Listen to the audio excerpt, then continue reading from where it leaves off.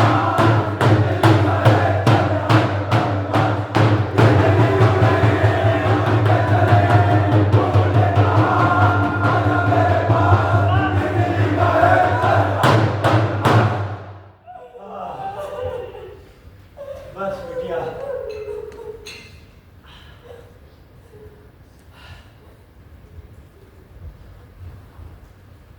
हिंदुस्तान में ऐसी यौन हिंसा की घटनाएं आम हो चुकी हैं। हम सब रोजाना अखबार में पढ़ते हैं, टीवी चैनलों पर देखते हैं, चौक चौराहों पर देखते हैं और आगे बढ़ जाते हैं, क्योंकि हमें लगता है कि हमारे साथ कभी ऐसा कुछ हो ही नहीं सकता।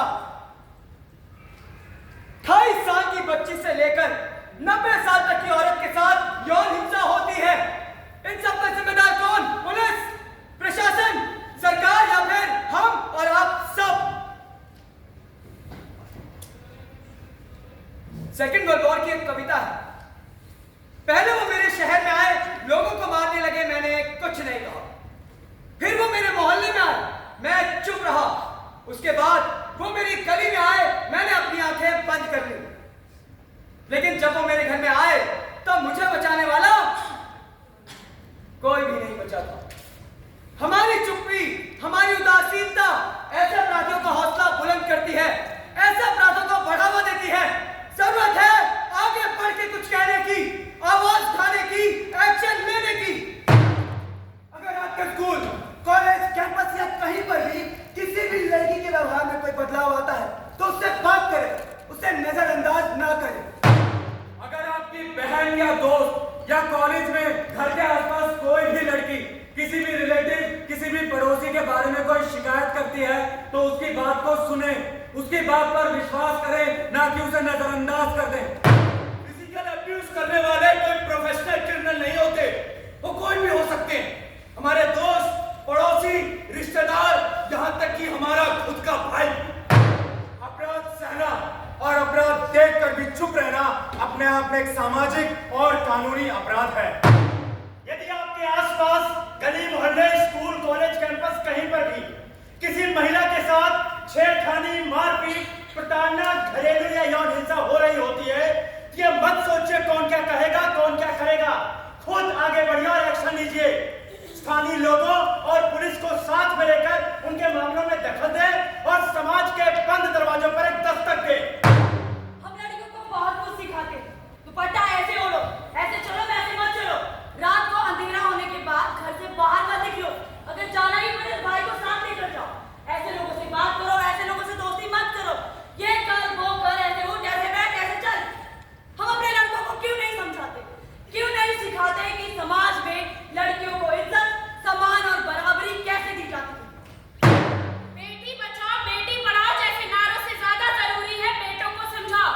अगर बेटे समझेंगे तो बेटियां बच भी जाएंगी और आगे पढ़ लिख कर अपने माँ बाप का सहारा भी बनेगी। याद रखिए, ये देश सिर्फ मर्दों के लिए आजाद नहीं हुआ था। संविधान ने सबको बराबर का हक और अधिकार दिया है। तो मर्द कौन होते हैं हमारी आजादी को नियंत्रित करने वाले? शुरुआत हमें खुद से करनी होगी।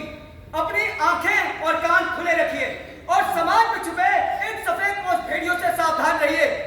याद रखिए, अगर किसी भी लड़की औरत के साथ ऐसा कुछ होता है तो उसकी जिम्मेदार अकेली वो लड़की नहीं, उसके जिम्मेदार है हम और आप सब, जो अपनी आंखें और कान सिर्फ इसलिए बंद कर लेते हैं कि कोर्ट कचहरी के चक्कर ना काटने पड़े।